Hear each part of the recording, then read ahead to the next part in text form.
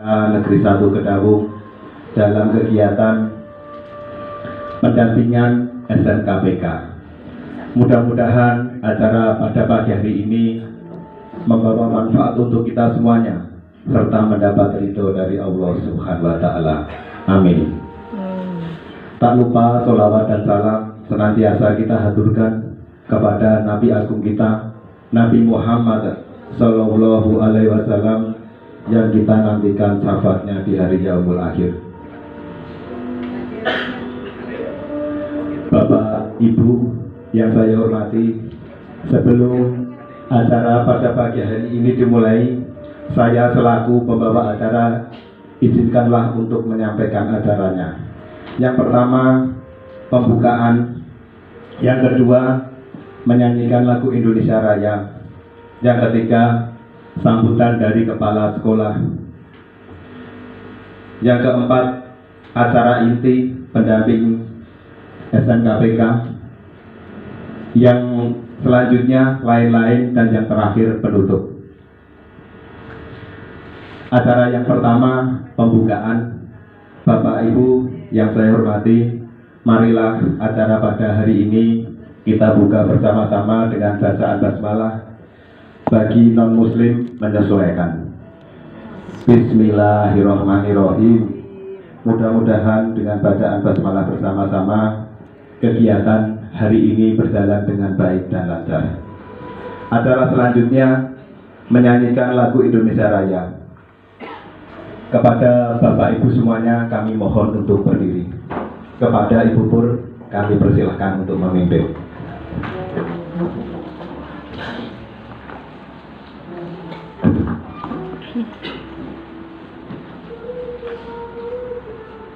Hiduplah Indonesia Raya, Indonesia tanah airku, tanah tumpah darahku. Di sanalah aku berdiri, jadi padu ibuku. Indonesia kebangsaanku, bangsa dan tanah airku. Marilah kita berseru, Indonesia bersatu. Hiduplah tanahku, hiduplah negeriku, bangsaku, rakyatku semuanya. Bangunlah jiwanya, bangunlah badannya untuk Indonesia Raya. Indonesia Raya, merdeka, merdeka, tanahku, negeriku yang ku cinta. Indonesia Raya, merdeka, merdeka, hiduplah Indonesia Raya. Indonesia Raya, merdeka, merdeka, tanahku, negeriku yang ku cinta. Indonesia Raya, merdeka, merdeka, hiduplah Indonesia Raya.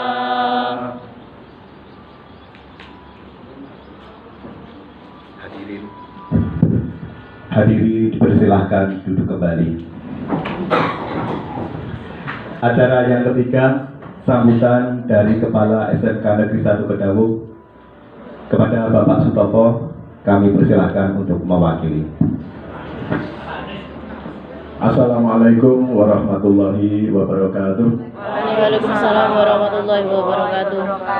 Yang kami hormati Ibu Prof. Ambar, Bapak Dr. Supriyadi, tim pendamping SNKPK dari Universitas Gadjah Mada, Bapak Ibu staf sekolah dan Bapak Ibu semuanya yang kami hormati, alhamdulillahirobbilalamin, kita panjatkan syukur pada Allah Subhanahu wa Ta'ala.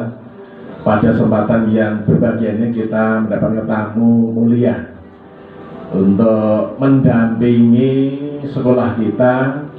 Mudah-mudahan ke depan SMK Negeri 1 Kedawung lebih maju sesuai dengan harapan kita. Nyun sewu Ibu Ambar dan Bapak Supriyati, ini Ibu Kepala Sekolah tidak bisa nunjuk pada kita semuanya karena ada tugas luar, sehingga untuk kegiatan ini diserahkan pada tim sekolah. Jadi kami betul-betul mohon maaf yang sebesar-besarnya. Bapak Ibu hormati, kami ucapkan selamat datang Ibu Prof. Ambar dan Bapak Dr. Supriyati yang telah rawuh di SMK Negeri 1 Kedawung dalam rangka untuk pendampingan SMKPK. Mudah-mudahan Allah selalu memberikan keberkahan, kebaikan pada kita semuanya. Tentunya mohon bimbingan dan arahan untuk kita semuanya demi kemajuan sekolah SMK Negeri 1 Kedawung, menjaga keharmonisan, menjaga kedamaian, dan meningkatkan kualitas atau mutu di SMK Negeri 1 Kedawung. Dan diharapkan Bapak Ibu pendidik ini sebagai mendidik generasi-generasi penerus ini diharapkan akan menjadi generasi yang baik, menjadi generasi yang berkarakter sesuai dengan visi misi sekolah kita dan harapan negara. Tidak panjang lebar yang kami sampaikan, tentunya mohon bimbingan pada Ibu Prof. Ambar dan Bapak Dr. Supriyati untuk betul-betul petuahnya kita harapkan untuk kita semuanya. Dan tidak panjang lebar kami matur, kami serahkan pada pengacara matur. Assalamualaikum warahmatullahi wabarakatuh. Waalaikumsalam warahmatullahi wabarakatuh. Terima kasih sambutan dari sekolah yang disampaikan oleh Bapak Sutopo SP. Acara selanjutnya, acara inti pendampingan SMKPK dari UGM oleh Ibu Profesor Ambar. Kepada Ibu Profesor Ambar, kami persilahkan. Oke, terima kasih. Assalamualaikum warahmatullahi wabarakatuh. Waalaikumsalam Kepala sekolah yang warahmatullahi diwakili dalam hari para wakil kepala sekolah. Ada beberapa ini ya, Pak Topo, Pak Di, dan Bu Subaidah, dan Bapak Ibu yang lainnya. Mewakili juga. Dan Bapak Ibu guru yang saya hormati dan saya banggakan. Terima kasih, syukur alhamdulillah di hari Jumat yang penuh barokah ini kita bisa berkumpul di sini. Tentu saja bukan karena kebetulan, tapi karena kita itu digerakkan oleh Allah Subhanahu wa taala. Insya Allah merupakan barokah dan keberkahan bagi kita semuanya. Amin ya rabbal alamin. Di sini kebetulan saya mengajak Pak Dr. Supriyadi. Beliau selama beberapa tahun ini ada di Kementerian Desa, ya, menjadi direktur, salah satu direktur di Kementerian Desa, dan alhamdulillah sudah purna, sehingga betul-betul saya mohon waktunya untuk berdedikasi. Jadi istilahnya tidak ada purna sebetulnya Bapak Ibu nanti, jadi masih ada tugas yang lebih mulia, yaitu mengamalkan ilmu maupun yang bermanfaat bagi kita semua. Itu namanya kan kita malah menjadi guru. Pak Priyadi ini kebetulan beliau itu lulusan dari SMK Pertanian Tangerang, waktu itu SMTP ya Pak ya. Nah, dan karir beliau ada di kementerian, sejak dari Kementerian Pertanian, Pembangunan Daerah Tertinggal, dan Kementerian Desa terakhir. Dan saya memang terus terang ketika beliau masih menjabat, saya pesan, Bapak kan lulusan dari SMK, jadi ketika berjalan-jalan bertugas ke seluruh Indonesia, mohon dikunjungi atau ditarik atau dijawil istilahnya untuk para SMK yang ada di daerah-daerah. Dan alhamdulillah beliau concern dan betul-betul beramal untuk SMK-SMK. Nah sekarang karena sudah purnanya kan sebagai PNS ya teman ASN. Nah sekarang ya saya minta sebagai pendamping untuk para SMK-SMK yang ada di Indonesia ini. Dan tentu saja alhamdulillah salah satu yang mendapatkan program SMKPK itu adalah SMK Negeri 1 Kedawung. Dan PK-nya PK Pemadanan tahun kedua. Nah, saya sendiri terus terang tidak asing lagi dengan SMK Negeri 1 Kedawung. Sudah sebagai, ibaratnya saya itu sudah merasa keluarga, bagian keluarga di sini. Ya, sejak tahun 2009 saya sudah ditugaskan Pak Joko Sutresno untuk mendampingi waktu itu teaching industri kalau nggak salah ya, agro industri atau apa waktu itu, yang kepala sekolahnya waktu itu masih Pak Lubis. Saya sudah di sini. Dan beberapa kali ketika ada ketahanan pangan, saya juga ke sini lagi bersama tim kami lah. Sekarang saya selalu sampaikan ke Pak Priyadi bahwa di Sragen ini luar biasa. Di dalam ibaratnya kota loh nih ya, punya lahan yang luas dan guru-gurunya sangat luar biasa. Nah, dengan perkembangan zaman, perkembangan waktu, ada program-program yang dari dulu Center of Excellence kemudian menjadi pusat keunggulan, itu sama saja ya. Nanti ganti mungkin beda lagi namanya, tapi sebetulnya isinya sama, hampir sama. Nah, kami mohon nanti untuk pertama kali, karena waktu beliau tuh biasanya tuh banyak waktunya. Kalau saya kan bisa bilang ini ya. Kalau beliau kan nanti bisa kita minta keliling kemana-mana. Kalau saya kan dekat, nanti beliau pun nanti kapan-kapan kami ajak ke sini lagi. Nah, sekarang akan memberikan motivasi ya tentang bagaimana pengembangan SMK PK itu. Nah, nanti saya sedikit terus terang saya akan matur. Kami kemarin itu seluruh perguruan tinggi pendamping itu dikumpulkan di Surabaya beberapa waktu yang lalu.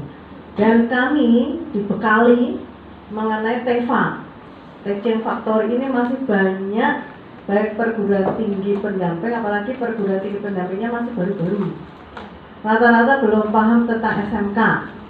Ya, sehingga diberi pemahaman lagi, dan saya waktu itu datang sendiri, sehingga ini nanti pun saya juga akan menyampaikan sedikit tentang TEFA. Tapi saya kan kalau di sini sudah ada, sudah bisa memahami tentang TEFA. Tapi bagi SMK yang lain itu masih belum mindset tentang TEFA itu masih dikiranya harus ada toko atau harus ada bengkel, yang itu untuk TEFA belum tentu.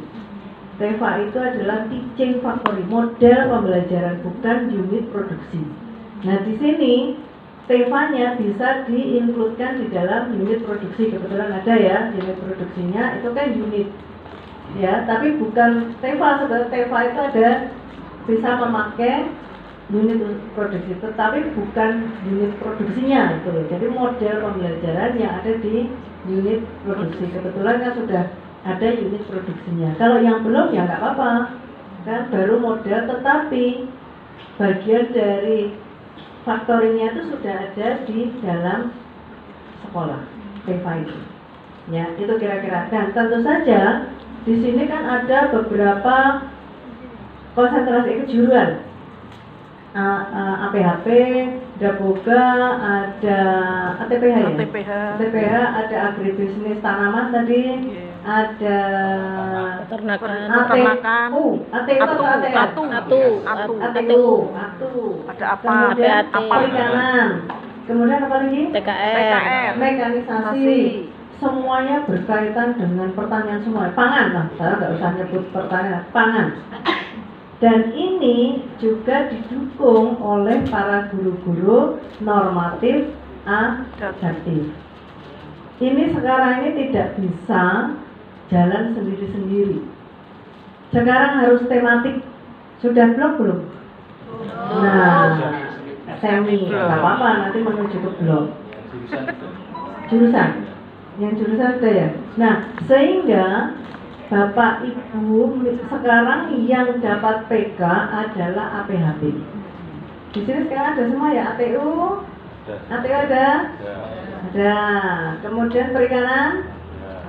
Ada ya, mekanisasi semuanya ada ya. Boga ada ya.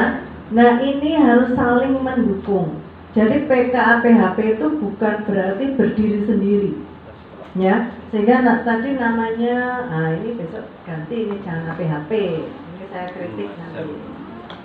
Nika saja, Nika Bakri.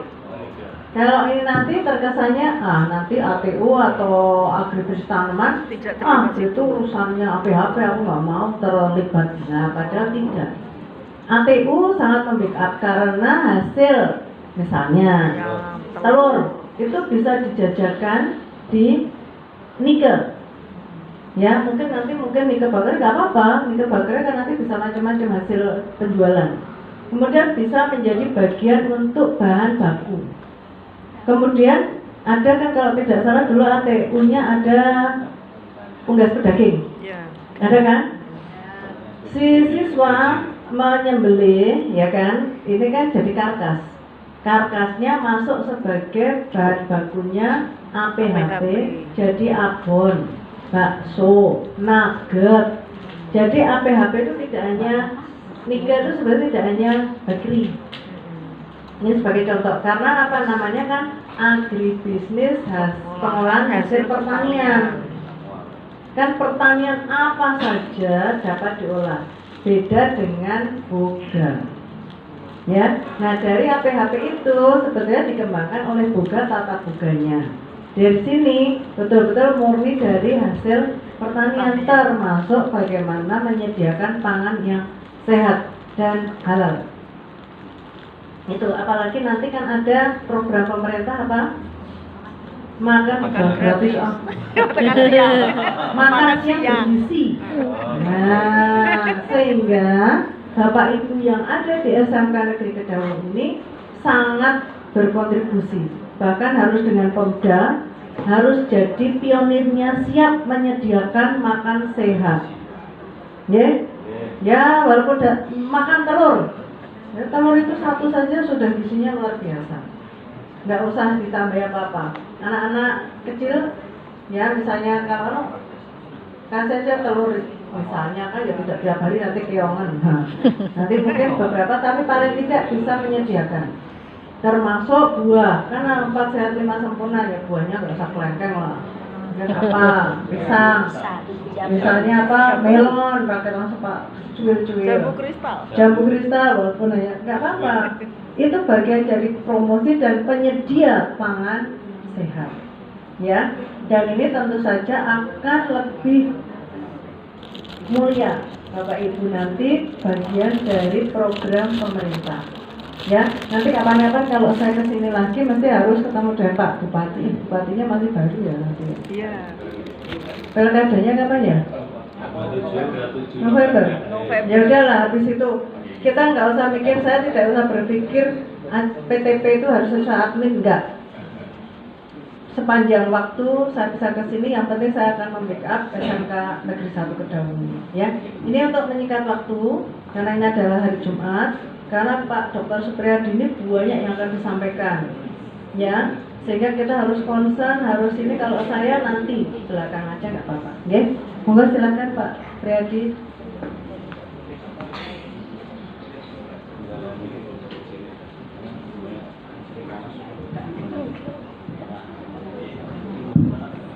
Baik, terima kasih Bu Ambar, Pak Topo yang mewakili Pak Bu Kepala Sekolah, Bapak dan Ibu sekalian. Assalamualaikum warahmatullahi wabarakatuh. Waalaikumsalam warahmatullahi wabarakatuh. Alhamdulillahirabbil alamin, wassalatu wassalamu ala asrofil anbiya'i wal mursalin sayyidina Muhammadin wa ala alihi wa sahbihi ajmain, amma ba'du. Puji syukur saya panjatkan kehadirat Allah SWT karena pada kesempatan yang baik ini saya bisa bersilaturahim dengan Bapak dan Ibu sekalian. Kalau ke SMK saya sudah sering Pak, karena saya dapat penugasan dari Prof. Ambar, termasuk saya begitu lulus di baiat oleh Insinyur Martindra Prasaba selaku kepala sekolah saya pada saat itu, karena saya lulus tahun 1982, belum dapat ijazah sudah suruh kerja sama Pak Martindra. Jadi saya cuma pakai rekomendasi lulus. Jadi alhamdulillah, dan teman-teman saya juga sekarang itu mungkin sudah pada pensiun juga. Tapi kepala sekolah berapa usianya Pak? 60. Mestinya sama karena Agus Nata di Boyolali dulu itu seangkatan dengan saya, dan pada saat itu sebenarnya saya diminta untuk masuk ke Politeknik IPB bersama Agus Nata. Kemudian saya tanya kepada Ketua BP, Pak Is, kalau lulus nanti saya dari IPB, kemudian saya kerjanya apa? Beliau bilang, ya nanti kita akan membentuk SMK-SMK di seluruh Indonesia untuk memperkuat terutama dalam konteks ketahanan pangan. Nah, saya bilang, Pak Is, saya mohon maaf kalau saya sudah suruh jadi guru, kayaknya nggak bisa. Karena apa? Karena saya orangnya tidak penyabar. Saya orangnya sergap gitu ya. Jadi kan kalau ini saya salut sekali kalau Bapak dan Ibu sekarang tuh jadi guru, kepada guru itu saya sangat hormat karena luar biasa pengabdiannya. Kalau Bu Ambar kan pengabdian, kalau Bapak pengabdian gitu kan. Ya, jadi Bapak dan Ibu sekalian, saya kira ini biodata ini sengaja saya tampilkan karena ingin menyampaikan kepada Bapak Ibu guru untuk bisa memberikan motivasi kepada adik-adik kita, siswa-siswa kita, apa yang akan dilakukan setelah lulus SMK. Bu Ambar saya kira sudah menjelaskan beberapa hal terkait dengan apa yang akan dilakukan di dalam kegiatan setelah lulus. Nah, ini mau bekerja, mau melanjutkan studi, atau mau berwirausaha. 3 pilihan itu ada dalam program PK, Pusat Keunggulan. Nah, jadi kalau memang siswa-siswa dari SMK 1 ke tahun ini mau melanjutkan sekolah, monggo silahkan. Tapi ya, tidak semua orang, mohon maaf Prof Ambar ini kan saya namanya saja sudah 1 meter lebih, gitu kan? Kalau disebutkan itu Insinyur Ambar Pertiwiningrum MSI PhD, ya, IPM, IPU, kemudian ASEAN Engineering, kemarin 2-3 bulan yang lalu juga dapat APEC, Asia Pacific Engineering. Jadi namanya saja sudah panjang sekali, tepuk tangan saya kata buat. Jadi makanya karena saya sudah simatupang, saya diminta untuk ikut dengan Bu Ambar untuk membantu Bapak dan Ibu sekalian. Karena saya sudah purna Pak, tadi siang malam tunggu panggilan karena saya sudah ya. Jadi alhamdulillah Bapak dan Ibu sekalian, kalau ada adik-adik yang mau melanjutkan, silahkan melanjutkan. Tetapi tidak semua orang yang punya predikat S1, S2, S3 dalam bekal kehidupannya ke depan belum tentu bisa menikmati kesejahteraan karena posisinya akan berbeda, situasinya akan berbeda, kondisinya akan berbeda. Kalau mau bekerja juga saya kira silahkan mereka, dan pilihan tentukan dari mulai awal mereka akan bekerja, di mana akan bekerja dan lain sebagainya. Saya pikir ini Bapak dan Ibu sekalian, dan alhamdulillah ternyata saya dari SMK pun ya itu bisa mencapai gelar yang namanya akademik tertinggi, saya kira S3. Jadi saya alhamdulillah bisa menyelesaikan ya untuk program S3. Jadi jangan khawatir adik-adik nanti siswa kita untuk tidak bisa melanjutkan, karena sekarang sudah terbuka untuk melakukan itu. Baik Bapak dan Ibu sekalian, tadi saya sudah diajak keliling, sebenarnya apalagi yang mau saya sampaikan. Karena Prof Ambar sudah beberapa kali ke sini, kemudian ada tim yang lain juga, Pak Prof Bambang, kemudian juga Bu Reta dan lain sebagainya. Tapi mungkin karena saya bisa menyampaikan ini karena saya pernah ya mengikuti perjalanan saya pernah di Kementerian Pertanian. Saya pernah di Menteri Muda Urusan Percepatan Pembangunan Kawasan Timur. Saya juga pernah di Kementerian Negara Percepatan Pembangunan Kawasan Timur, Kementerian Daerah Tertinggal, Kementerian Desa Pembangunan Daerah Tertinggal, dan Transmigrasi. Itu sudah saya lalui semua sampai pengabdian saya kemarin di 2024 ini, pengabdian saya, masa kerja saya 42 tahun. Ya, kalau dihitung dari menteri, saya di Kementerian Pertanian sampai di Kementerian Desa, itu saya ketemu dengan 14 menteri. Ya, dan alhamdulillah saya juga diberi amanah terakhir dari mulai 16 tahun yang lalu saya sudah menjabat sebagai direktur di Kementerian Daerah Tertinggal, di Kementerian Kawasan Timur, Daerah Tertinggal, maupun juga di Kementerian Desa. Terakhir, saya di Direktorat Jenderal Pengembangan Ekonomi dan Investasi untuk Desa, Daerah Tertinggal, dan Transmigrasi. Saya pernah di Direktorat Transmigrasi, saya pernah di Daerah Tertinggal, saya pernah juga di Direktorat Desa. Jadi saya suruh ngurusin kemarin terakhir itu Direktur Pelayanan Investasi Desa, Daerah Tertinggal, dan Transmigrasi. Panjang namanya dan yang paling susah semua. udah desa, daerah tertinggal, transmigrasi lagi. Ya, sudah komplit. Baik Bapak dan Ibu sekalian, alhamdulillah saya juga sekarang sejak 2015 itu bergabung dengan Prof. Ambar di Lembaga Komunitas Gajah Mada. Ya, jadi ini dibentuk oleh Prof. Ambar yang menghimpun seluruh orang yang punya keinginan untuk mengabdikan dirinya, baik itu ilmu yang disandangnya dari UGM, dari IPB, dari mana-mana akan tergabung di situ karena bukan lembaga Universitas Gajah Mada, tapi lembaga komunitas Gajah Mada yang ingin mencita-citakan untuk bagaimana seluruh Nusantara ini mendapatkan pemerataan pembangunan. Saya kira itu yang dibangun dan diketuai oleh dibina oleh Prof. Ambar. Baik Bapak dan Ibu sekalian, saya kira apa yang ingin saya sampaikan dari pengalaman-pengalaman yang sudah saya lalui. Karena dulu saya di Kementerian Desa, maka pentingnya sumber daya manusia dari mulai presiden sampai kepada menterinya itu semua sepakat bahwa sumber daya manusia itu perlu ditingkatkan kapasitasnya. Karena apa? Tantangan-tantangan ke depan itu sangat perlu dikelola oleh sumber daya manusia yang terampil, yang profesional, dan juga memiliki karakter yang kuat. Ini saya kira Bapak dan Ibu sekalian. Makanya pada tahun 2019 sebenarnya kami menginisiasi dengan teman-teman di Kementerian Dikbud untuk melakukan MOU dalam rangka kegiatan pengembangan sumber daya manusia untuk pedesaan. Jadi ada MOU antara Menteri Desa, Menteri Diknas, kemudian juga dengan Menteri Dalam Negeri. Jadi ada MOU-nya. Bagaimana sumber daya manusia yang bisa dilakukan untuk mendukung kegiatan-kegiatan pembangunan desa. Nah, untuk itu Bapak dan Ibu sekalian, saya kira ada yang namanya program yang sudah diluncurkan. Kami membentuk yang namanya Pertides, Perguruan Tinggi untuk Desa.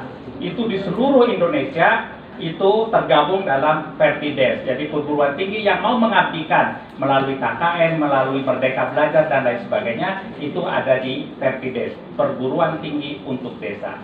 Nah, dengan Dikbud seperti apa? Ya, dengan Dikbudnya ini kita bekerja sama dengan Direktorat Pengembangan SMK. Nah, dalam konteks apa? Mungkin Bapak sudah pernah mendengar bahwa ada SMK Membangun Desa. Itu merupakan salah satu luncuran dari kegiatan kerjasama ini. Kemudian ada juga yang namanya kami kebetulan pada zaman Pak Mustaqirin, direkturnya almarhum Pak Mustaqirin, kami juga membuat kerjasama dalam bentuk namanya LARETA, Laboratorium Edukasi Tani. Jadi SMK-SMK yang ada di daerah-daerah, mereka prakteknya bukan lagi di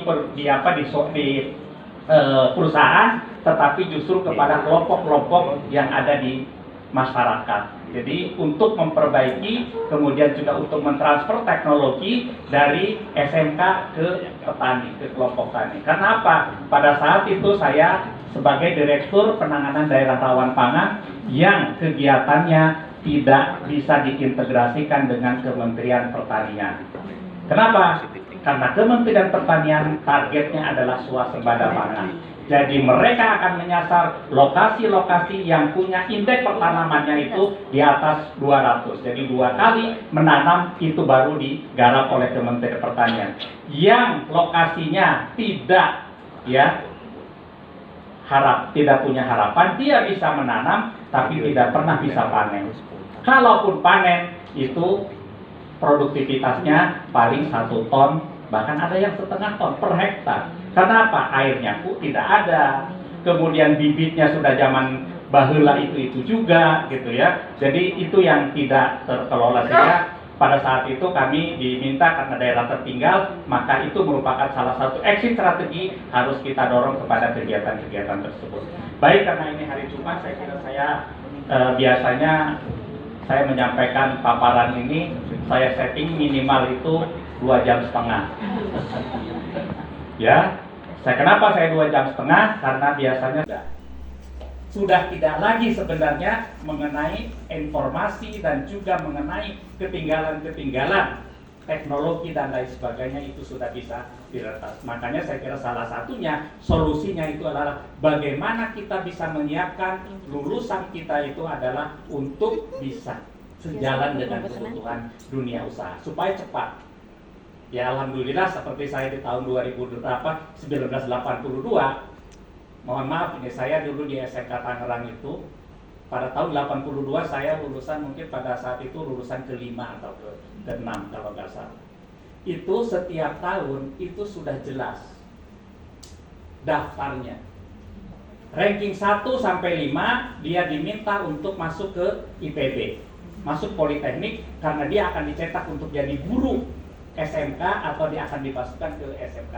Itu program Pak Martindra melalui Diknas pada saat itu. Lulusan yang punya ranking 6 sampai 10 itu masuk ke lembaga-lembaga pemerintahan seperti lembaga penelitian, kemudian di perindustrian itu ada yang namanya industri, masuk ke industri-industri yang di bawah binaan Kementerian Perindustrian. Kemudian yang setelah itu sampai 20 itu dia akan masuk ke perusahaan-perusahaan. Sudah jelas. Yang lainnya nyari sendiri. Nah, tapi itu sudah jelas. Ada informasi-informasi bursa kerja. Seperti sekarang juga sudah ada. Jadi inilah sebenarnya yang ingin kita harapkan melalui program PK itu, bahwa kesiapan tenaga kerja itu sudah dilakukan sebelum mereka lulus. Makanya mohon maaf, waktu itu saya sering didatangin pada saat itu kita masih sekolah, kita masih di laboratorium, itu diundang yang namanya lembaga-lembaga penelitian ke sekolah untuk mereka melihat. Ini loh yang kami bina, ini loh keahlian yang mereka miliki, nanti kalau Anda butuh tenaga kerja yang seperti ini bisa direkrut. Atau ada pesanan, ini loh yang saya mau dari perusahaan itu, dulu perusahaan susu, perusahaan apa, dipanggil Pak ke sekolah. Saya kira sekarang itu Dudi itu yang namanya Dudi itu. Dulu itu masih konvensional, jadi hanya personal approach saja, jadi kedekatan saja. Ya, kebetulan alhamdulillah Pak Martindra itu punya hubungan yang sangat baik dengan seluruh stakeholder. Nah, beliau mendorong ke arah sana sehingga begitu lulus, oh ini nanti diarahkan ke sini. Mereka ada memberikan masukan. Kami membutuhkan tenaga kerja yang seperti ini, maka tolong ajarkan mereka untuk bisa melakukan kesiapan untuk bisa bekerja di tempat saya. Jadi saya kira proses-proses ini yang sekarang dinamakan PEPA. Makanya saya diminta oleh Prof. Ambar untuk ikut mendampingi. Saya alhamdulillah karena sudah punya pengalaman itu. Dan saya bekerja pun setiap ada kegiatan-kegiatan yang saya lakukan di daerah, saya selalu ada SMK, saya akan kunjungi. Dan saya sampaikan ke teman-teman dinas yang ada di daerah, terutama dinas pertanian, kemudian dinas perindustrian. Saya sampaikan, libatkan SMK karena itu adalah aset yang paling siap untuk bisa membantu kinerja yang Bapak ingin capai di setiap tahunnya. Tepuk tangan dong untuk SMK. Ya, jadi saya kira ini yang harus kita lakukan untuk bagaimana kita mendorong kepada kegiatan-kegiatan tersebut. Baik Bapak dan Ibu sekalian, sekali lagi ini saya masukkan, saya ulang sebenarnya ini sudah disampaikan bahwa lulusan SMK itu harus memilih BMW, ya, mau bekerja, mau melanjutkan, atau mau wirausaha, ya. Jadi saya sampaikan di sini, kalaupun mereka bekerja, jangan diarahkan untuk mereka bekerja sebagai tenaga kerja seumur hidup. Tetapi mereka disiapkan untuk bekerja mencari pengalaman sebagai manajemen usaha, kemudian juga sebagai upaya untuk mengumpulkan modal, dia bisa melakukan mengembangkan ilmu yang ada di SMK. Ini harapan melalui program PK saya kira. Jadi kesiapan tenaga kerja yang misalnya baru lulus itu diberikan pengalaman-pengalaman untuk itu. Nah, saya ingin mudah-mudahan shotnya bisa nyambung ini ya. Jadi kalau bekerja itu ini ada satu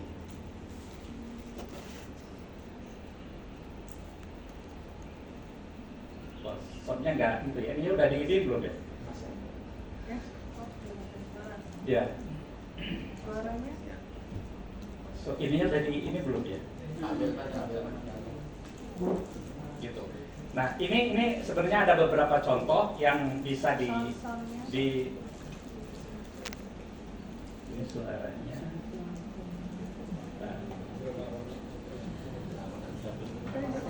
Sudah kan? Coba di situ ya.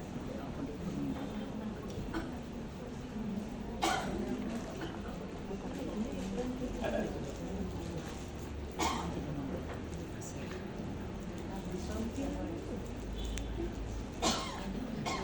Bisa ya?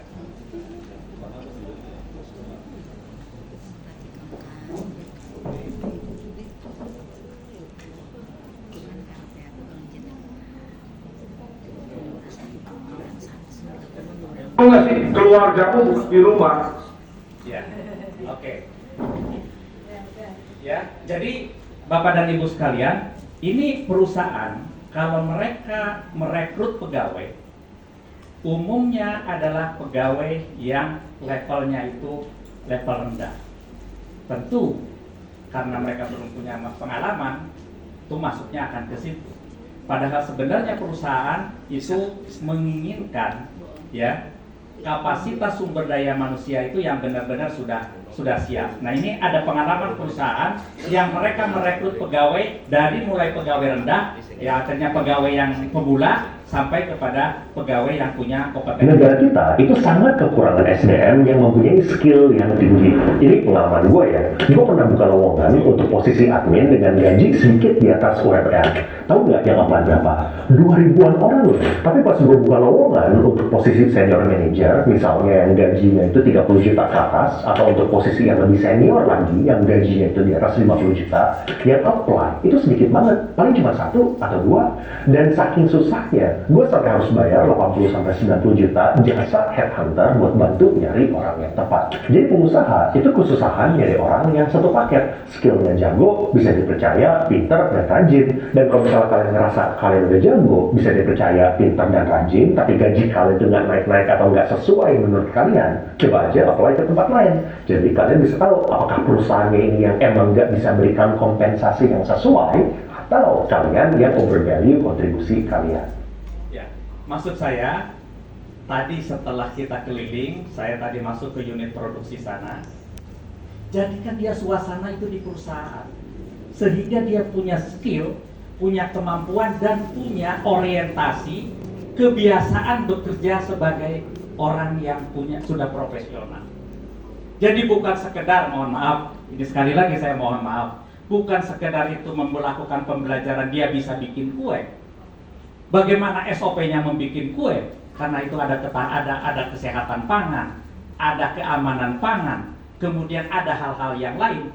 Bahkan sampai bahasa pun, ya itu harus bahasa kerja. Ini saya kira Pak yang harus disiapkan. Ini saran saya. Karena kalau mereka belajar hanya sebagai belajar yang dilakukan dalam konteks teori, ini loh urutannya, prosedurnya seperti ini, terus ini seperti ini, hanya belajar terus, tidak dijadikan satu profesional, maka dia tidak akan bisa tadi yang disebut sebagai tenaga yang memang benar-benar punya skill, punya keahlian, itu yang dibutuhkan oleh perusahaan. Ini sekedar saran Prof. Ambar mungkin nanti sebagai ini, ya. Nah ini yang pertama. Jadi mereka dibiasakan. Kalau misalnya bahkan, ya, kalau misalnya Bapak dimintakan oleh naker untuk menyiapkan tenaga kerja dalam rangka kerja di Jepang misalnya, jadi budaya Jepang itu harus sudah diajarkan di situ.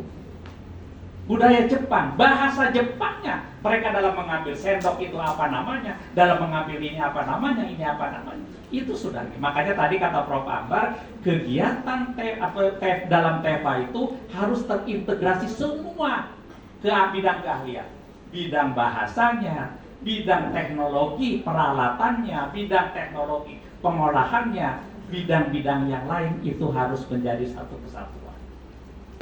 Ini Pak. Jadi pengalaman kami, saya kebetulan juga pernah di Direktorat untuk Pengembangan Sumber Daya Hayati. Jadi bagaimana sumber daya hayati itu bisa dikembangkan dari mulai pembibitannya, kemudian dari budidayanya, kemudian nanti pasca panen dan lain sebagainya. Itu harus sudah terintegrasi dari hulu sampai ke hilir. Nggak bisa orang yang cuma berproduksi hanya membuat pembibitan, hanya mereka belajar pembibitan. Bagaimana mereka harus melakukan budidayanya? Bagaimana mereka nanti pasca panen? Bagaimana mereka nanti pengolahannya? Bagaimana nanti pengemasannya? Dan ini menjadi satu siklus yang dikembangkan. Jadi ini pengalaman perusahaan, mereka membutuhkan tenaga kerja yang punya skill dan juga karakter yang kuat. Nah, mungkin ini ada contoh lagi tadi yang saya sampaikan bahwa jangan diarahkan mereka untuk seumur hidup jadi pegawai tenaga kerja, tapi arahkan mereka sebagai mencari pengalaman, kemudian setelah itu mereka bekerja untuk dirinya dan bisa mempekerjakan orang lain. Ini saya kira saya mohon izin untuk nggak sih, keluargamu bukan di rumah, di sini. Lu dari pagi sampai malam ada di kantor, ketemu mamamu paling sebentar aja, 1 jam 2 jam. Ketemu istrimu, suamimu cuma 1 jam paling.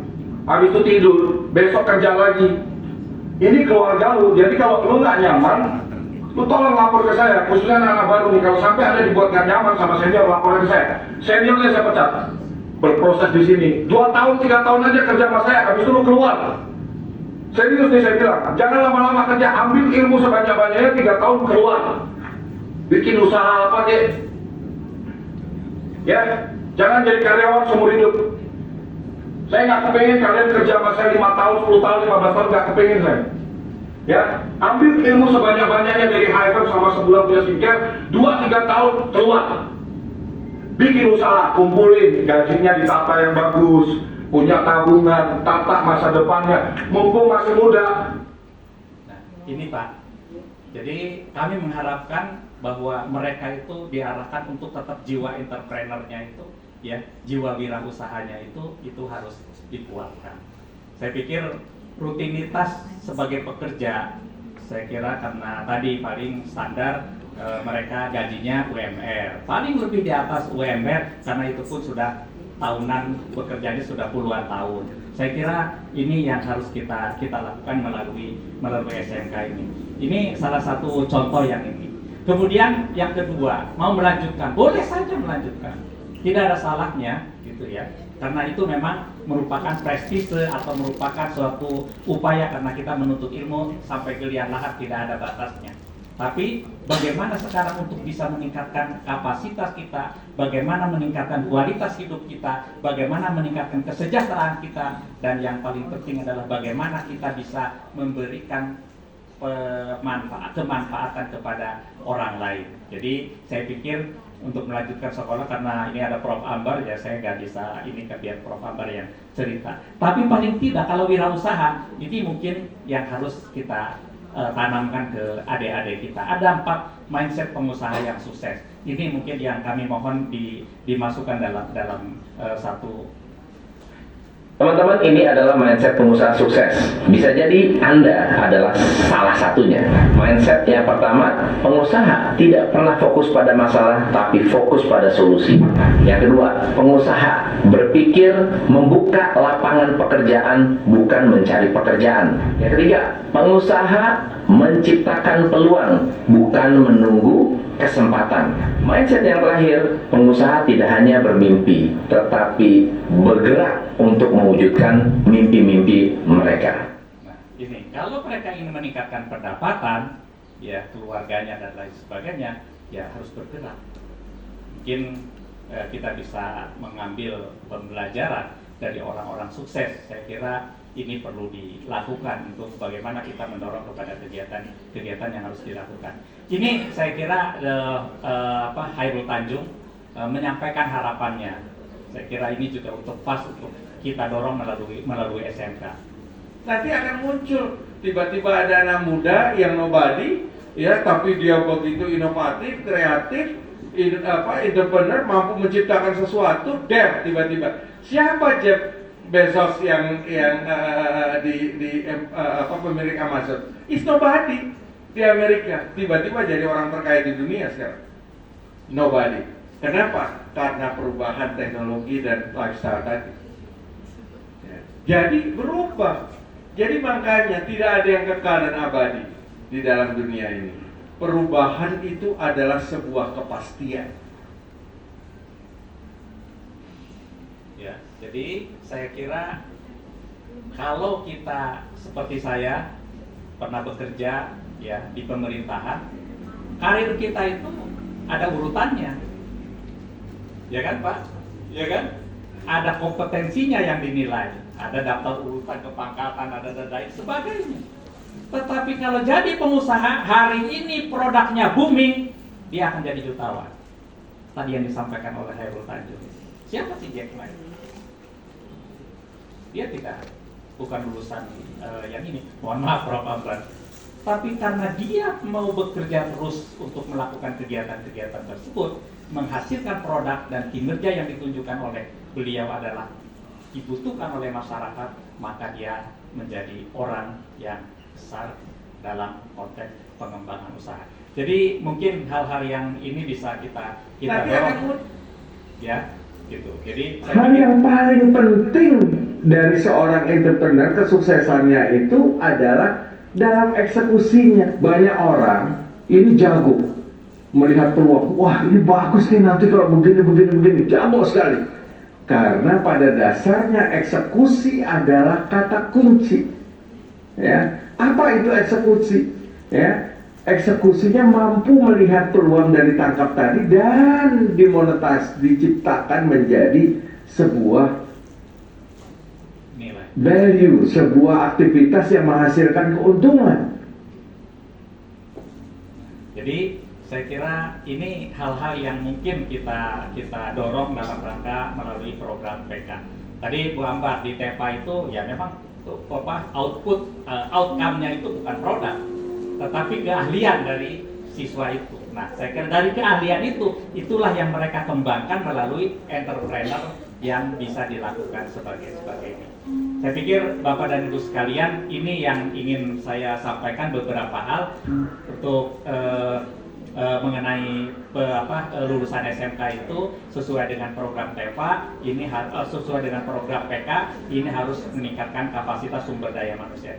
Nah, Bapak dan Ibu sekalian, ini saya kira yang dilakukan oleh Kemendikbud terkait dengan program PK, bahwa dalam kegiatan program PK ini terintegrasi. Dari mulai kepala sekolahnya, gurunya, kemudian juga pendukungnya, administrator dan lain sebagainya, ini harus bisa berperan untuk meningkatkan kapasitasnya. Jadi para guru dianjurkan atau diarahkan untuk bagaimana meningkatkan kapasitas. Sekarang banyak contoh yang bisa dilakukan atau diakses untuk mengikuti pelatihan-pelatihan gratis, Pak. Banyak yang sekarang dilakukan melalui online dan lain sebagainya. Bahkan kalau mau belajar melalui YouTube dan lain sebagainya, ini bisa dilakukan. Kenapa ini penting?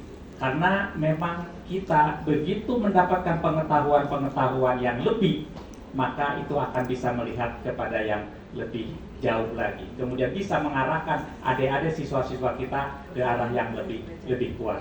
Saya kira ini mungkin salah satu contoh yang bisa dilakukan, bahwa ini pendidikan kompetensi SDM program SMK untuk PK untuk guru dan kepala sekolah, bahwa ada guru yang memang guru didorong untuk memanfaatkan ya platform Merdeka Belajar. Jadi untuk belajar sudah biasa kan, karena harus mau mengajar ya kan harus belajar dulu. Kemudian juga untuk mengajar tentu karena kewajibannya dan tanggung jawabnya. Nah, yang paling penting itu adalah bagaimana membuat karya. Dari teori-teori yang diajarkan, kemudian dari praktek-praktek yang dilakukan, itu untuk menjadi karya yang memang benar-benar bisa dijadikan sebagai unit usaha. Makanya tadi saya sampaikan juga dalam diskusi sana di ruang produksi, bisa nggak kalau unit produksi ini menjadi lembaga tersendiri di sekolah? Apakah dalam bentuk koperasi atau dalam bentuk apapun yang bisa dia mendapatkan keuntungan secara legal, mau koperasi guru, mau koperasi apa dan lain sebagainya, itu dijadikan satu unit sehingga anggaran dasarnya jelas. Kalau ada keuntungan digunakan untuk pemupukan modal, untuk melengkapi sarana dan prasarana dan lain sebagainya, itu bisa dilakukan. Atau yang ingin didorong melalui program PK dan TEPA itu adalah buat unit kelompok-kelompok siswa. Apakah itu nanti begitu dia jadi alumni atau masih mereka belajar di sekolah ini, mereka membuat semacam perkumpulan atau korporasi usaha yang dilakukan untuk mempraktekkan semua yang ada di sini. Dia bikin misalnya perusahaan apa, berkelompok bisa. Mohon maaf, anak saya dia masih sekolah, tapi dia sudah bikin perusahaan bersama teman-temannya dan itu bisa diakses oleh lembaga-lembaga pemerintah maupun juga swasta. Dia sebagai ini konsultan karena dia di komunikasi, dia bisa mengakses itu. Jadi ini bisa dilakukan. Sehingga begitu mereka kekurangan modal, ini kita bisa dorong melalui KUR yang dilakukan melalui perbankan. Ini kita kembangkan, Pak. Jadi pengembangannya seperti itu.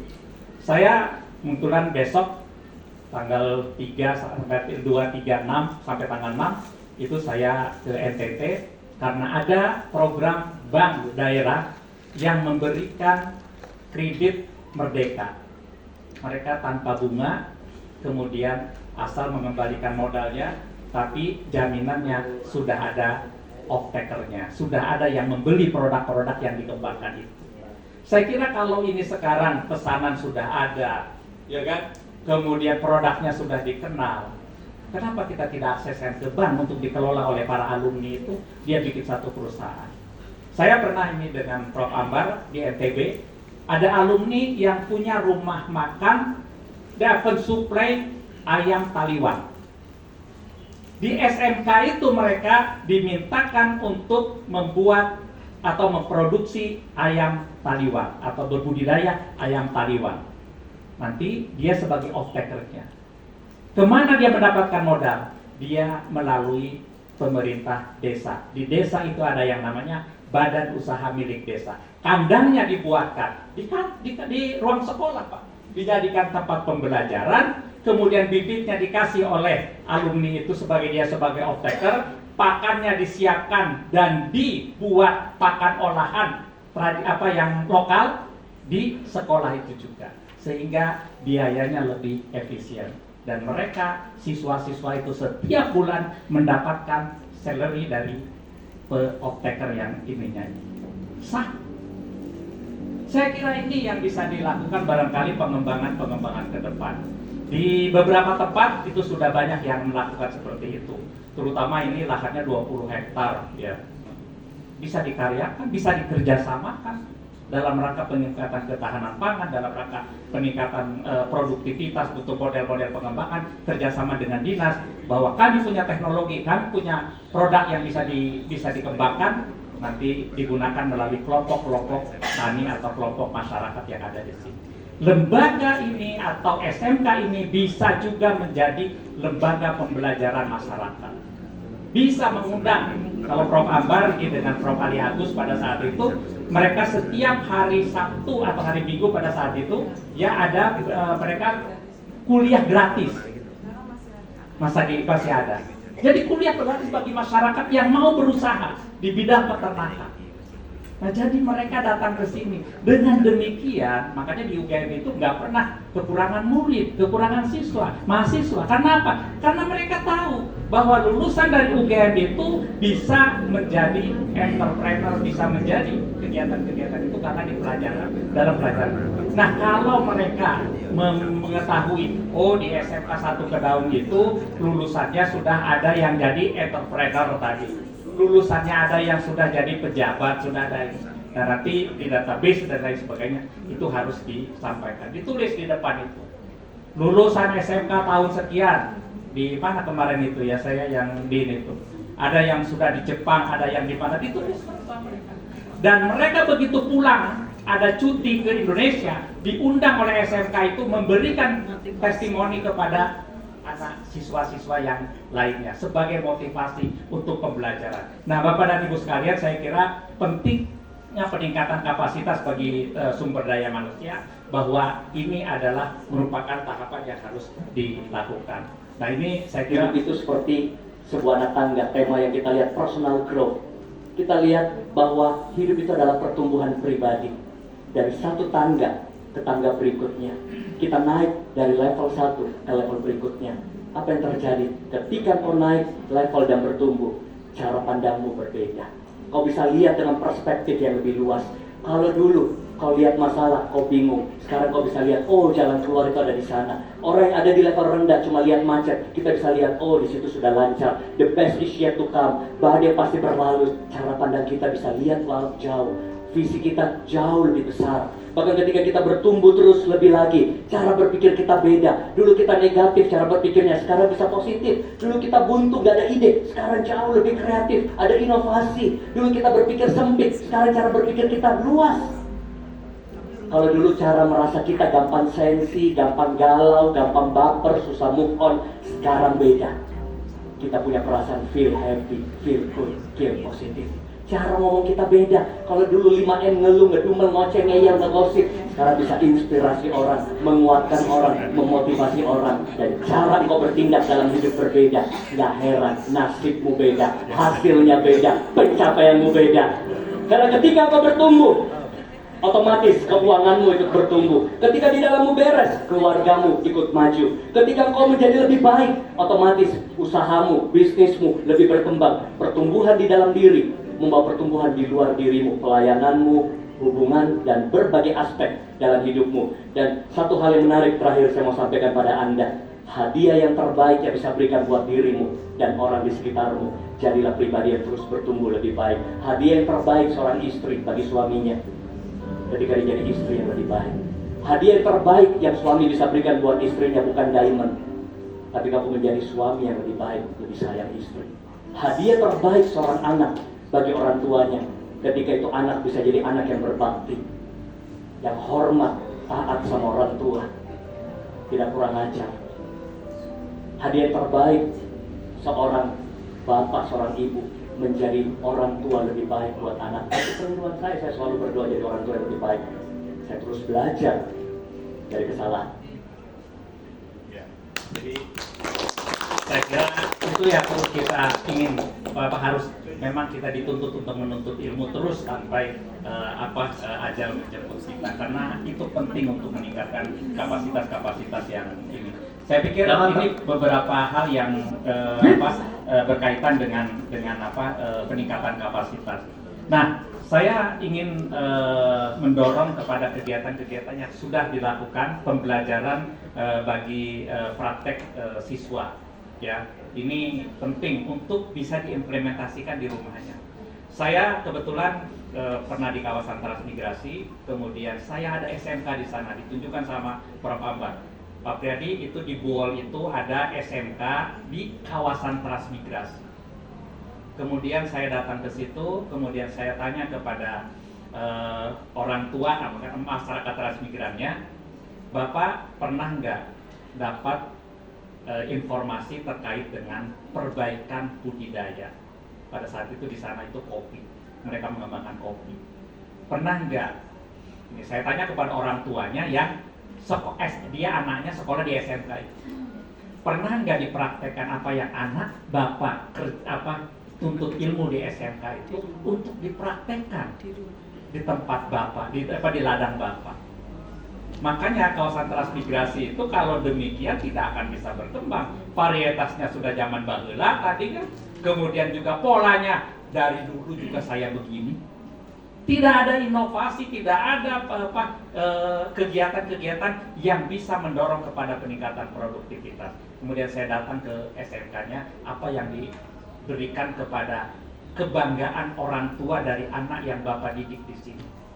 Kalau saya tanya kemarin di masyarakat transmigran, mereka tidak pernah mendapatkan pembelajaran, mereka tidak pernah dapat inovasi yang dilakukan. Saya ikut pembelajaran di sini.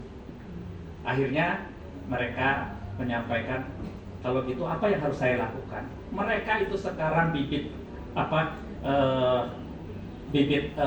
kopinya itu sudah harus diregenerasi, sudah harus dilakukan perbaikan.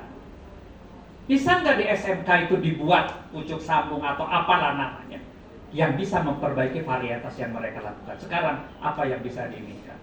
Akhirnya mereka buat program itu seluruh siswa untuk bisa melakukan pembuatan pucuk sambung yang kualitasnya lebih baik. Kemudian dibagikan kepada transmigran, kepada orang tuanya. Jadi mereka dibawa pulang karena transmigran itu punya lahan 2 hektar, 1,75 itu lahan usaha, 0,25-nya itu untuk lahan pekarangan sama rumah. Mereka perbaiki semua. Begitu 2 tahun, 3 tahun sampai tahun ke-5, ya, dia sudah berbuah. Anaknya itu yang menikmati dan mereka jadi wirausaha yang menjual dari produk kopi itu. Kemudian saya berikan alat untuk mengupas, alat untuk penjemuran dan lain sebagainya. Nah, inilah terus jadi unit-unit usaha dari mereka. Itulah yang mencetak generasi-generasi ke depan. Jadi kalau bagaimana mereka masuk ke SMK, saya bilang kalau mereka tidak pernah bangga. Dengan demikian Bapak dan Ibu sekalian, begitu tahun ini kalau nggak salah itu kepala sekolahnya itu dia dapat award karena dia mengembangkan kerjasama dengan masyarakat, dengan Pemda untuk bisa melakukan kegiatan-kegiatan pemberdayaan masyarakat. Dia bikin biogas, ininya arahannya Prof. Ambar. Kemudian bisa pupuk organiknya dibawa pulang oleh mereka ke ini. Pada saat itu alhamdulillah saya juga bisa memberikan dukungan 10 ekor sapi untuk bisa menambah ini karena nanti produknya itu saya sebenarnya harusnya bantuan yang diberikan itu adalah kepada kelompok. Tapi kalau diberikan kepada kelompok itu jadinya sapi motor. Iya, dari bantuan sapi jadi sapeda motor. Karena apa? Karena dia jual kemudian dibeli motor. Tapi kalau diberikan kepada SMK sekolah pada saat itu ada fasilitasi di situ biogasnya, ada pembelajaran membuat pupuk organik, dia akan lebih bermanfaat. Dan itulah setiap butuh yang dari masyarakat butuhkan, dia akan mendapatkan manfaat. Jadi program-program saya sebenarnya di dalam Kementerian Desa yang saya lakukan, saya kebetulan waktu di transmigrasi itu Direktur Pengembangan Usaha Transmigrasi, saya lakukannya melalui SMK. Pengembangan yang di mana, yang di pesisir, mereka diberikan motor. Saya udah pokoknya atas nama penerimanya adalah masyarakat, kelompok masyarakat. Tapi pengelola perawatan dan lain sebagainya adalah SMK. Jadi yang menerima perahu motor itu, dia tidak pernah tahu kapan mau ganti oli, kapan ini jadi servis dan sebagainya. Itu dilakukan oleh SMK. Setiap seminggu atau 2 minggu sekali dikontrol mesinnya itu. Kita berikan operasionalnya itu kepada SMK. Maksud saya di sini pun kalau kita kerjasamakan dengan dinas terkait di yang ada, itu bisa dilakukan. Nah, ini Bapak dan Ibu sekalian pengalaman-pengalaman kami untuk melakukan itu. Jadi saya kira pembelajaran praktek ini contoh yang di mana? Yang di Kudus ya, Prof. Ambar ya. Gue belum pernah lihat sekolah robotik secanggih ini di Indonesia. Sekolah ini jadi sekolah yang paling canggih yang pernah gue lihat. Dan kerennya ini bukan sekolah biasa, ini sekolah robotik. Bayangin di sini ada robot yang bisa masak sendiri, dan ini semua diprogram sama siswa jurusan Mekatronika SMK Wisuda Karya Kudus. Proses awalnya nih, siswa di sini harus desain sendiri bagian penunjang robot-robot tadi. Terus mereka ngebentuk dan kerjain sendiri pakai mesin bubut atau juga bisa pakai mesin CNC milling. Hasil akhirnya bakal seperti ini. Karena siswa di sini juga dilatih untuk mengukur bagian-bagian yang diperlukan untuk perakitan robot pakai mesin yang super canggih, guys. Nah, supaya robotnya bisa gerak nih, mereka juga diajarin untuk bisa ngatur pengaliran listrik dan programming juga. Bahkan ya, ini ada robot yang dibikin supaya bisa gambar dan main drum. Gua aja nggak bisa main drum. Dan ini dia guys, yang paling canggih yang kalian harus lihat, robot yang diprogram buat bisa masak tahu telur.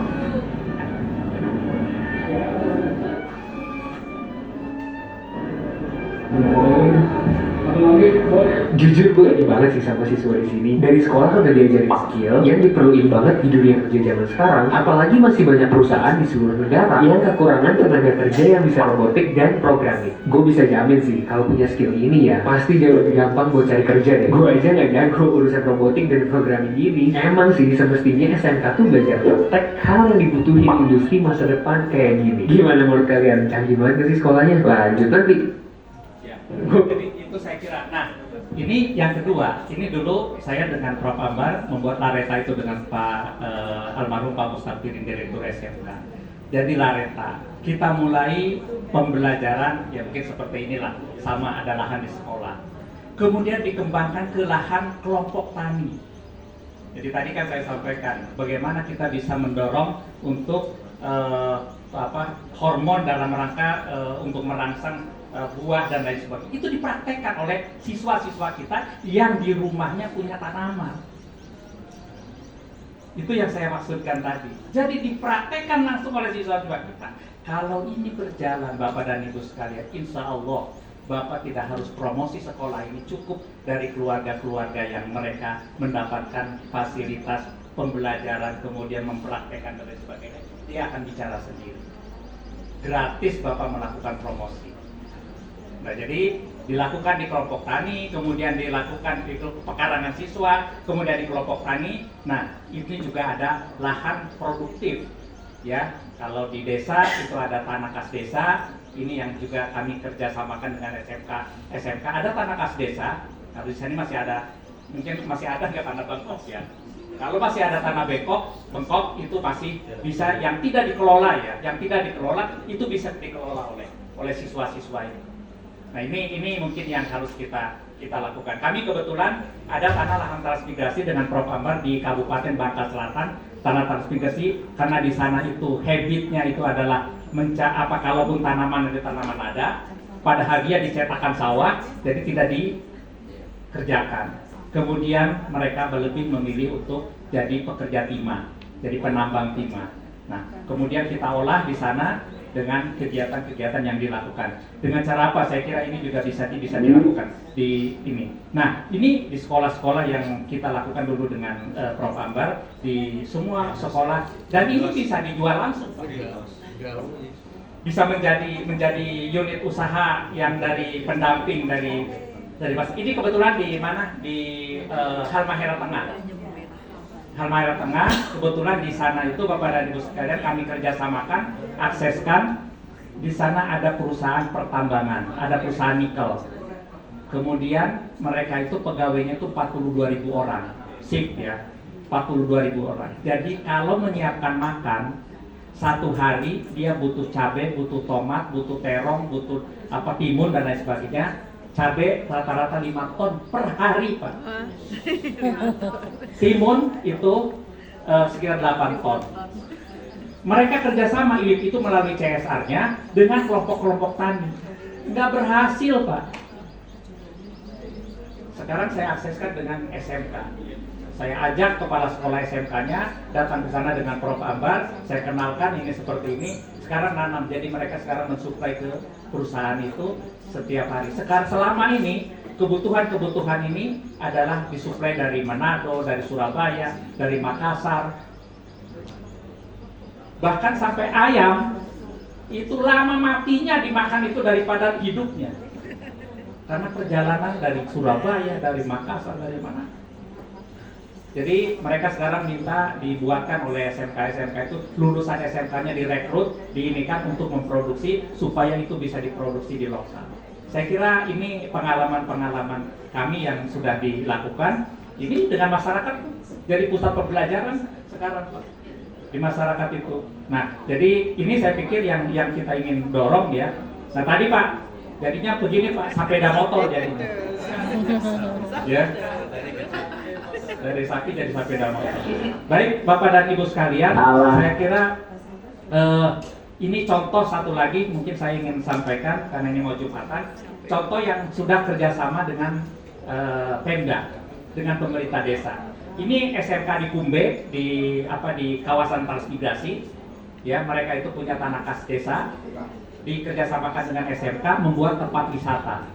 Di sana di Merauke itu terkenal dengan Musamus. Kalau Bapak bisa download, bisa ini ya, Musamus itu rumah semut yang bisa tinggi sampai bermeter-meter ke atas. Nah itu mereka bikin simulasi, ada yang dibikin, kemudian ada yang dipindahkan. Ternyata banyak yang dipindahkan. Akhirnya mereka membuat 1.000 Musamus dipindahkan di dalam satu areal itu. Jadi tempat wisata, kemudian seluruh komponen produk yang ada di SMK itu, yang jurusan produksi makanan, minuman, kemudian yang produksi timun dan sebagainya bisa dijual di sini. Jadi setiap minggu mereka itu jualan, siswa-siswa itu dari produknya masing-masing. Dari mana? Tadi ada yang dari lahan pekarangannya, ada yang lahan dari kelompok masyarakat, ada yang lahan dari tanah kas desa, dijual di sini. Nah, jadi ini yang bisa dilakukan. Nah, dulu saya punya kerjasama pada saat itu saya Direktur Rawan Pangan kerjasama dengan UGM, kemudian dengan Pak Mustafirin dari SMK, kita katakan kesepakatan untuk bikin Lareta itu, Laboratorium Edukasi Tani. Kemudian di daerahnya kami kerjasamakan, kami tanda tangan kepala sekolah tanda tangan kerjasama dengan dinas yang dituju, yang punya programnya, kemudian kami mengetahui di belakangnya, di bawahnya, sehingga ini bisa dilakukan. Alhamdulillah Bapak dan Ibu sekalian, proses ini ya sekian tahun berjalan, kami cukup bangga karena apa? Ini kan dengan dinas-dinasnya Pak kita lakukan. Saya sangat bangga kepala sekolah di Bangka Belitung tadi, di Pulau Besar, Bangka Selatan, yang tadi saya mengolah sekitar 800 hektar. Kepala sekolahnya ini, dia berjalan dengan gubernur, salaman dengan gubernur, tidak pernah menundukkan kepala. Sama ini. Saya bangga sekali. Ini Pak, kami tanda tangan ini semua. Termasuk dengan BPTP, Balai Pengkajian Teknologi Pertanian. Ini kita tanda tangani. Bahkan kita bikin kesepakatan kerjasama dan lain sebagainya. Ini Pak, produk-produk yang ada di SMK itu. Nah ini di Tulang Bawang, Lampung. Alhamdulillah, ini juga kepala sekolah SMK 1-nya ini, SMK-nya ini luar biasa. Kalau ada masalah pertanian, Bapak dan Ibu sekalian, Pak Bupati itu ada hama, ada apa dan lain sebagainya, yang dipanggil itu bukan kepala dinas pertaniannya dulu, tapi yang dipanggil adalah kepala sekolahnya dulu sama guru-guru produksinya, guru-guru yang punya kompetensi itu. Kenapa saya tanya ke Pak Bupati, Pak Bupati kenapa kok nggak dengan dinasnya sekalian? Enggak. Kalau dinas, kalau kepala sekolah sama guru-gurunya yang saya panggil, dia akan menceritakan ilmu yang dia miliki, pengalaman di sekolah yang dia miliki. Tapi kalau saya panggil kepala dinas, dia ABS, asal Bapak senang. Ini Pak. Jadi dia sebagai konsultan malah Pak Bupati itu untuk bagaimana pengembangan pertanian. Ini barangkali yang ini juga di mana? Di Gorontalo, ya, yang sudah kami lakukan. Baik Bapak dan Ibu sekalian, harapannya sebenarnya SMK PK ini adalah menghasilkan lulusan yang benar-benar bisa dilakukan oleh ini. Ini ada contoh success story. Pemirsa, cerita baik ini datang dari anak muda Salatiga. Kiprahnya menjadi perbincangan dunia. Meski tidak menyandang gelar sarjana dan berasal dari keluarga pas-pasan, tapi doktor dan insinyur dunia berhasil dikalahkan. Kompetisi internasional menjadi ajang pembuktian atas karyanya. Alfian Fuadi, jebolan SMK Negeri 7 Semarang ini berhasil mengalahkan 700 karya dari 50 negara dalam kompetisi 3D Printing Challenge yang diselenggarakan General Electric. Dalam kompetisi ini, bersama saudaranya Adi Kurniawan menaklukkan seorang dokter Swedia berpengalaman di bidang Swedish Air Force dan lulusan Oxford University. Lelaki kelahiran Salatiga, 2 Juli 1986 ini merancang sebuah bracket yang dinilai bermanfaat untuk mesin jet.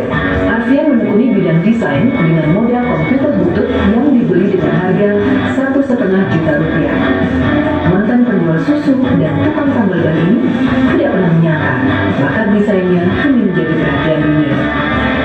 Sekarang, setiap bulan, Alfian bisa menerima 10 hingga 20 proyek desain dari klien di berbagai negara. Mulai dari desain pulpen, kerangka mobil, gantungan kunci, hingga mesin jet. Dia juga sudah memiliki 30 pekerja di perusahaannya, The Tech Engineer.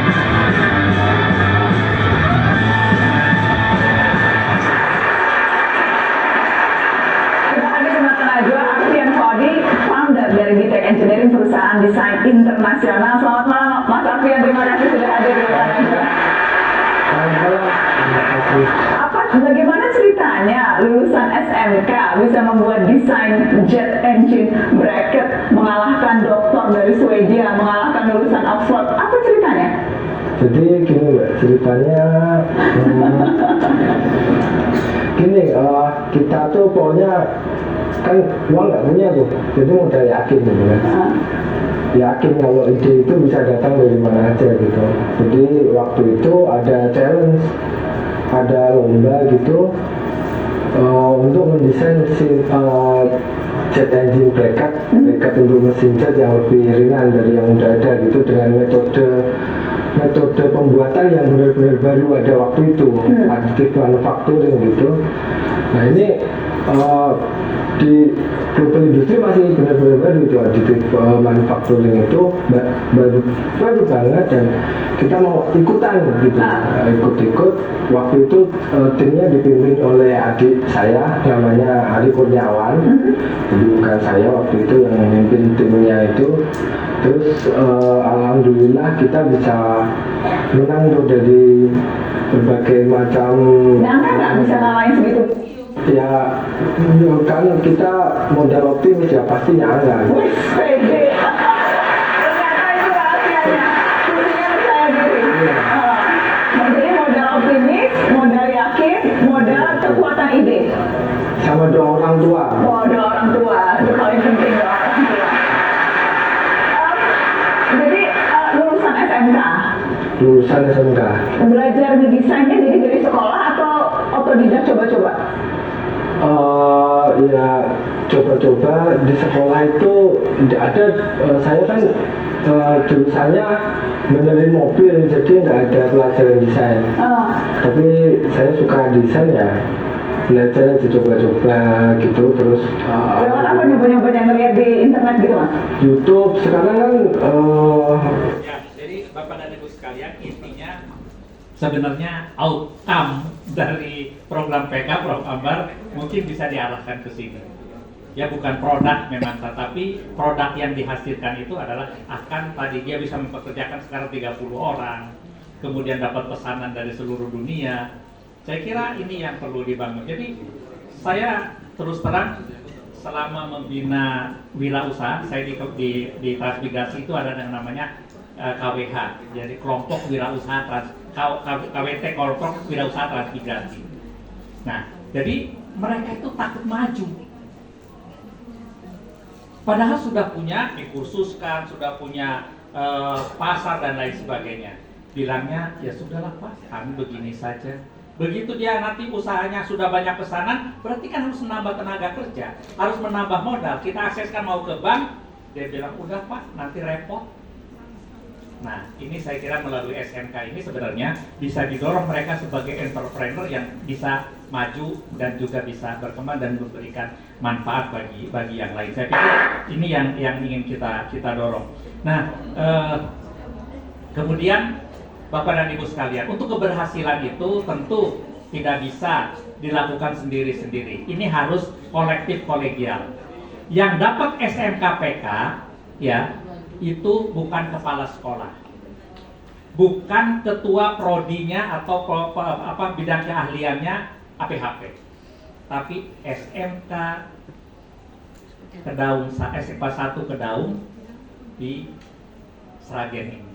Jadi SMK-nya.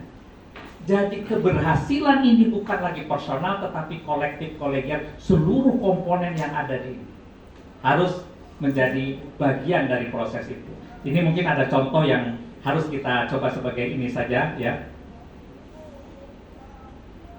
Dalam organisasi. Jadi bukan hanya kepala sekolah, bukan hanya ketua prodinya.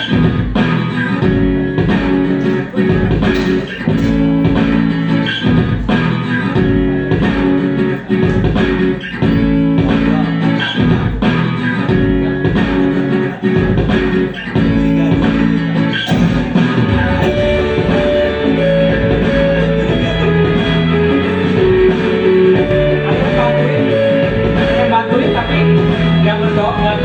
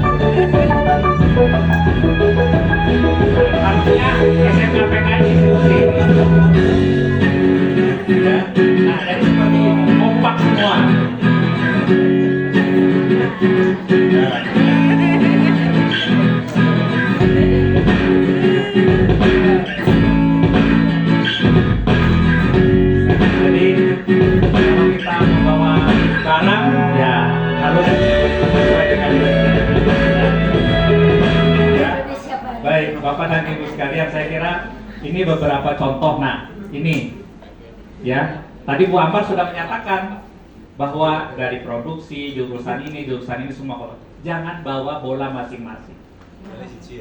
Ya, karena bola yang akan diakui, ya, yang akan dihitung nilainya dalam sepak bola itu bola yang masuk gol 1 saja, tidak 12, tidak 11-11-nya.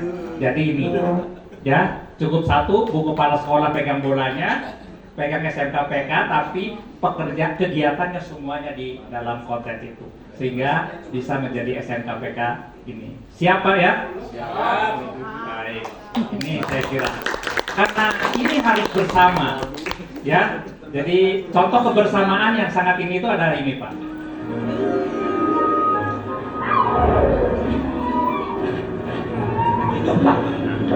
Kalau ada musuh,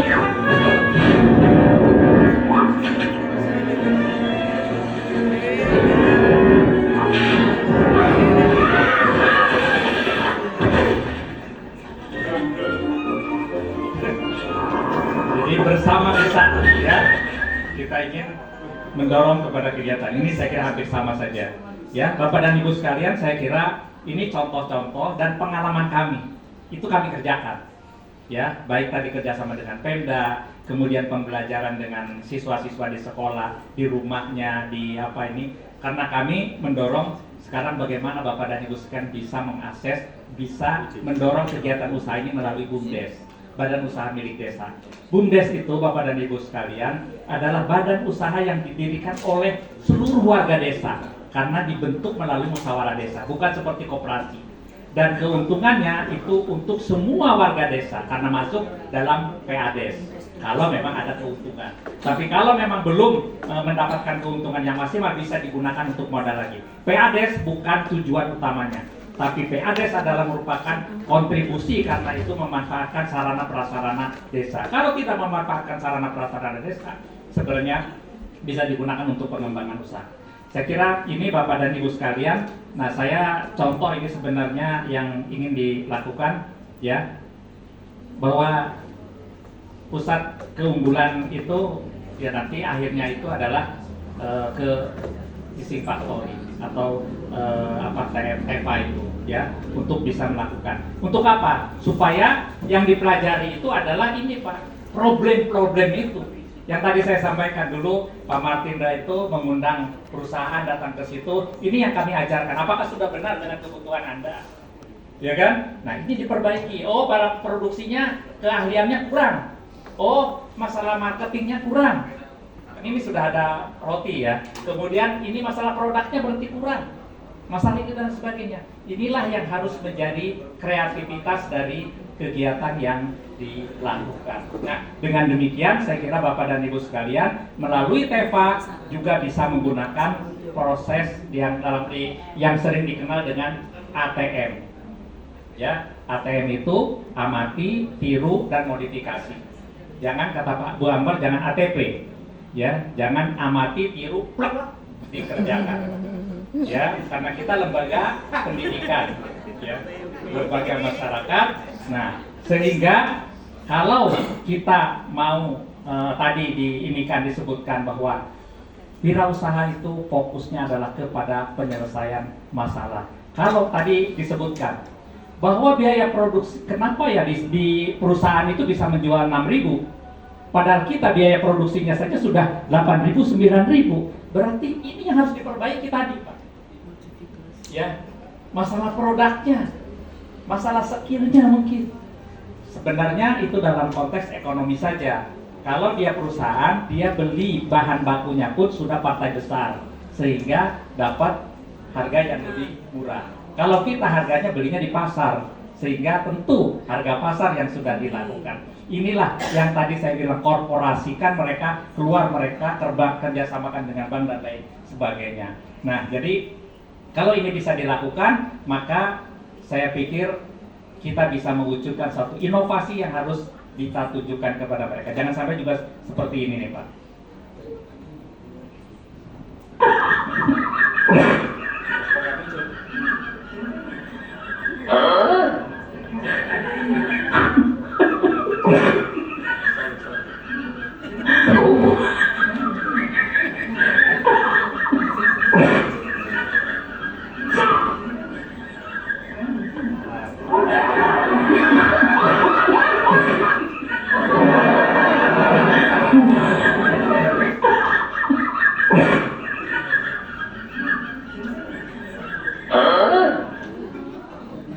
Ya, sebentar.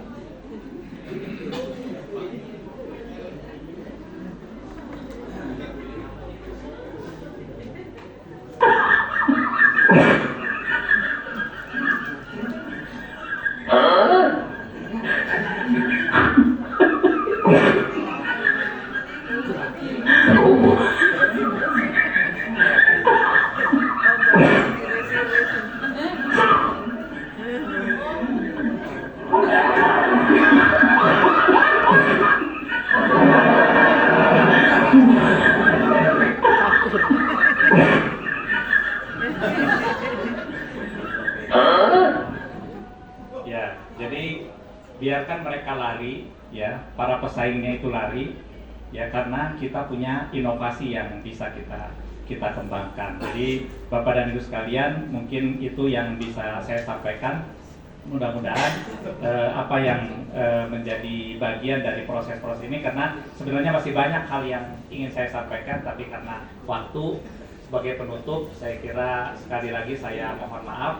Dan pada saat pendampingan kami ini adalah memberikan informasi-informasi. Kalau misalnya ada yang bisa dilakukan, silakan dilakukan.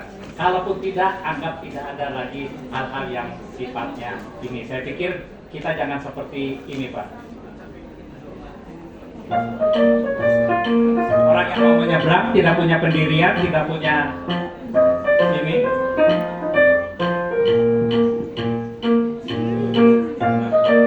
Badannya besar, Pak.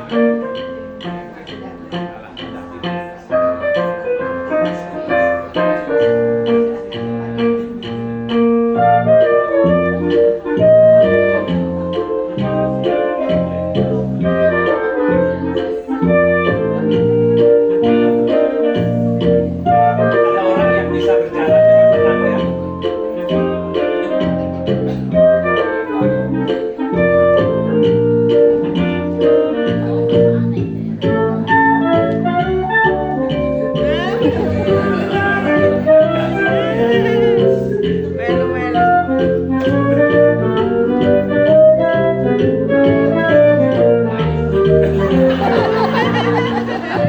Baik Bapak dan Ibu sekalian, itu sebagai ilustrasi yang ingin saya sampaikan bahwa kalau kita sudah tahu, kalau kita sudah paham, kemudian bisa mempraktekkan, baiknya dengan keteguhan hati, dengan semangat yang kebersamaan dan lain sebagainya itu bisa kita lakukan.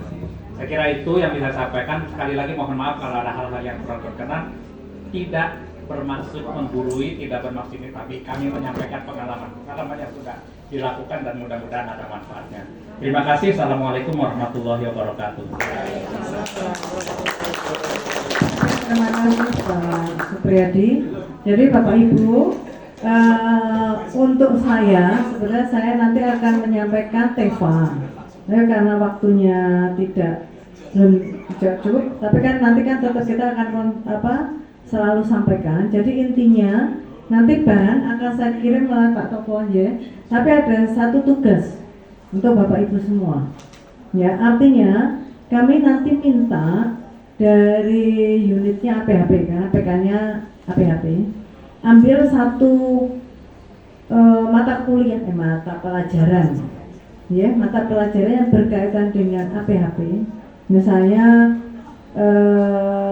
pembuatan roti manis misalnya, ya. Nah, di dalam roti manis nanti kan ada satuan permingguan, ya. Istilahnya apa kalau kami satuan acara perkuliahan. Kalau di sini nggak tahu apa. Jam pembelajaran, SAP, SAJ atau apa gitu, ya. Di dalam satu minggu itu berapa kali? Misalnya. Nah, dalam satu semester karena ini kan belum blok toh? Belum. Enggak apa-apa, ini aja bicara aja.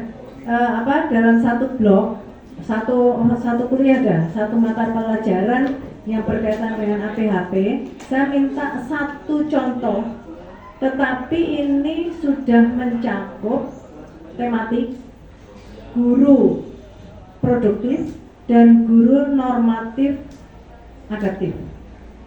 Ya Bapak Ibu, ya. Contoh, misalnya membuat roti manis itu pasti membutuhkan resep yang berkaitan dengan matematika.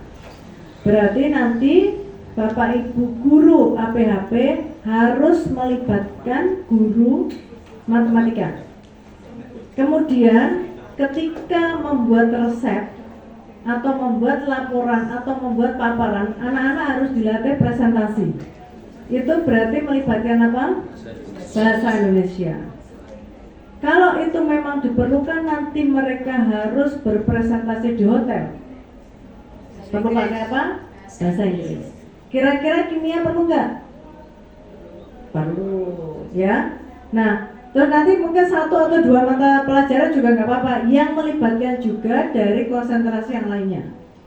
Misalnya abon gulung. Ya, abon gulung berarti ada produk dari ATU. Ya, ATU, ayam, unggas. Gitu nggih Bapak Ibu nggih? Saya nanti ke sini. Jadi kalau ketika saya ke sini nanti tidak saya bicara, tapi saya akan memandu Bapak Ibu yang menyampaikan. Sehingga saya mohonkan saya nggak akan di sini tiap hari gitu kan. Berarti Pak Tompo nanti yang akan mendampingi Bapak Ibu untuk FGD kecil-kecilan. Ya. Ya, itu sekarang jadi dengan kurikulum Merdeka ini nanti sebetulnya kami itu sedang menyiapkan Puskurjar, maksudnya itu sedang menyiapkan panduan kurikulum Merdeka. Tapi ini sebetulnya ya lucu juga, saya pernah protes loh, panduannya baru sekarang padahal kurikulumnya sudah berapa tahun yang lalu, ya kan? Karena tadi banyak yang belum nyeklok bahwa mata pelajaran itu bisa diampu tidak hanya 1 guru atau guru di dalam 1 jurusan, tapi harus melibatkan guru yang lain, adaptif, normatif, adaptif, atau dari yang lain. Jadi temboknya Bapak Ibu, meskipun tempatnya nanti ada di sana APHP, tata boga di sana, itu tapi adalah institusi. Jadi nanti yang satu yang saya koreksi satu ya, ini APHP-nya jangan tulis. Nanti enggak ATU-nya itu urusannya APHP. Padahal LSP-nya itu sudah semua jurusan. Jadi yang keluar adalah nama SMK Negeri 1 Kedaung, Nike. Nike, waduh itu kan sudah Nike itu kan nikah juga ya, kan merek sepatu, dan itu sudah go internasional, ya kan? Sehingga bayangkan saja Nike, mungkin nanti nikahnya itu mungkin ada singkatan yang lain, tidak hanya Negeri 1 Kedaung, tidak berkaitan dengan pangan misalnya. Nanti coba bisa dilombakan loh ke anak-anak. Silakan. Terus mungkin branding itu sangat penting. Mungkin logonya Nike itu apa misalnya, ya. Kalau di Tomohon di Tondano ya, Danau Tondano itu Nike itu adalah ikan kecil-kecil, ikan teri danau, warnanya bukan, dan warnanya hitam. Nah itu Nike, itu biasanya dibuat bergedel lah, ceritanya begitu. Jadi mungkin itu ya Bapak Ibu ya. Nanti saya akan kontak-kontak melalui Pak Topo dan bahan saya kirim. Kalau bahan itu tidak usah perlu saya paparkan karena itu tinggal teknis saja. Bapak Ibu tinggal memetakan kira-kira apa. Mohon silakan bersepakat dengan para guru yang lain dan nanti disampaikan berapa jam materinya masing-masing apa yang berkaitan satu sama lain.